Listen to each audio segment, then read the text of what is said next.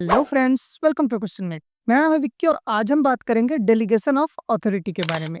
इस वीडियो में हम जानेंगे डेलीगेशन का सिंपल मीनिंग क्या होता है, क्यों डेलीगेशन जरूरी है, डेलीगेशन के 3 बेसिक एलिमेंट्स कौन-कौन से होते हैं, इफेक्टिव डेलीगेशन कैसे होती है और कौन से कॉमन मिस्टेक्स हमें अवॉइड करनी चाहिए डेलीगेशन के टाइम में। तो चलिए इस वीडियो में हम डिटेल में समझते हैं कि डेलीगेशन क्या होता है। सबसे पहले हम ये समझ लेते हैं कि डेलीगेशन ऑफ अथॉरिटी होता क्या है।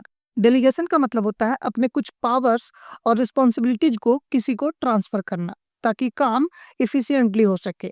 जब एक मैनेजर अपने जूनियर को कोई टास्क देता है और उसके साथ उस टास्क के डिसीजन लेने की भी पावर देता है तो उस प्रोसेस को कहते हैं डेलीगेशन ऑफ अथॉरिटी। अब हमें यह समझना है कि डेलीगेशन क्यों जरूरी होता है, क्योंकि सब कुछ एक आदमी नहीं कर सकता।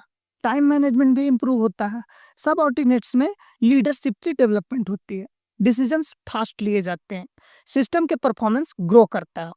एग्जाम्पल से समझे तो अगर एक प्रिंसिपल हर क्लास की डिसिप्लिन खुद देखने लगे तो सिस्टम कोलैप्स हो जाएगा, लेकिन अगर रिस्पॉन्सिबिलिटीज वाइस प्रिंसिपल और क्लास टीचर को दे दिए जाए तो सिस्टम स्मूथ हो जाती है। इस तरह डेलीगेशन काम करता है। अब हम डेलीगेशन के 3 मेन एलिमेंट्स समझते हैं। तो इनमें सबसे पहले आता है अथॉरिटी। अथॉरिटी का मतलब होता है अधिकार, power to take decision, give instruction and use resources. यानी कि किसी को पहला अधिकार देना कि वो डिसीजन ले सकता है, इंस्ट्रक्शंस दे सकता है और रिसोर्सेस यूज कर सकता है।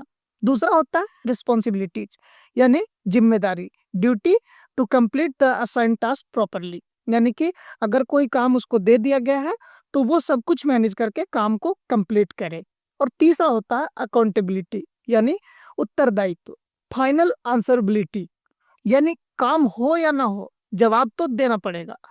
अथॉरिटी दी जाती है, रिस्पॉन्सिबिलिटी शेयर होती है, लेकिन अकाउंटेबिलिटी जो है वो ट्रांसफर नहीं होता। जैसे अगर एग्जांपल समझे तो मैनेजर किसी को काम दे, चाहे वो किसी भी एम्प्लॉय को काम दे दे, लेकिन अगर गलती हुई है तो फाइनल जवाब मैनेजर को ही देना पड़ता है। तो इस तरह डेलीगेशन काम करता है। तो अब हमें ये समझना जरूरी है कि इफेक्टिव डेलीगेशन कैसे की जाती है, यानी अगर आप किसी को कोई काम डेलीगेट कर रहे हो तो वो इफेक्टिव कैसे होगा। सबसे पहले टास्क को क्लियरली डिफाइन करना बहुत जरूरी है, राइट पर्सन को चूज करो और कंप्लीटली अथॉरिटी के साथ डेलीगेट करो ताकि वो रिस्पॉन्सिबल हो उस चीज को लेकर। मॉनिटर करो विदाउट इंटरफेरेंस, यानी काम भले ही डेलीगेट कर दो लेकिन आपको मॉनिटरिंग जरूरी है।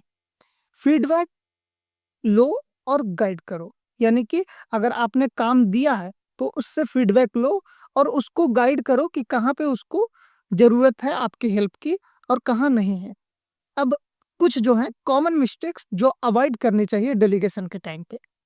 हाफ हार्टेड डेलीगेशन, अथॉरिटी ना देना, सिर्फ जिम्मेदारी देना। अगर आप किसी को सिर्फ जिम्मेदारी दे देते हो और उसको कोई अथॉरिटी नहीं देते हो तो वो आधा अधूरा डेलीगेशन हुआ, जो आपको मिस्टेक नहीं करनी चाहिए। दूसरा, माइक्रो मैनेजमेंट, हर छोटी बात में इंटरफेयर करना। अगर आपने किसी को डेलीगेट कर दिया है तो करने दो ना उसे अपने हिसाब से काम, आप सिर्फ मॉनिटर करो, इंटरफेयर ना करो।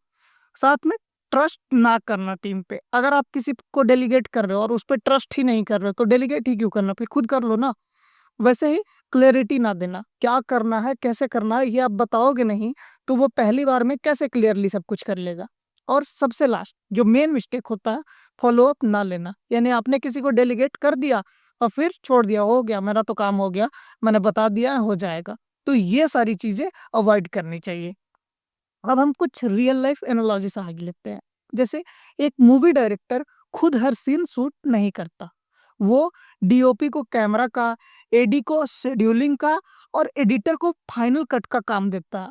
वो उन्हें ट्रस्ट करता है पर वो विजन उनका ही होता है। यही है डेलीगेशन, यानी काम बांटो, मॉनिटर करो और सबको अपना काम अपने तरीके से करने दो। सो फ्रेंड्स, आज हमने समझा डेलीगेशन ऑफ अथॉरिटी के बारे में, क्या होता है, क्यों होता है और कैसे सही तरीके से किया जाता है। अगर वीडियो पसंद आई हो तो लाइक करें और कमेंट में लिखें कि आपके हिसाब से डेलीगेशन सक्सेसफुल कब होता है। शेयर करें अपने दोस्तों के साथ और सब्सक्राइब करें योर क्वेश्चन मेट को। मिलते हैं नेक्स्ट वीडियो में नेक्स्ट टॉपिक के साथ। तब तक के लिए have a good life, make a great story of your life. Thank you.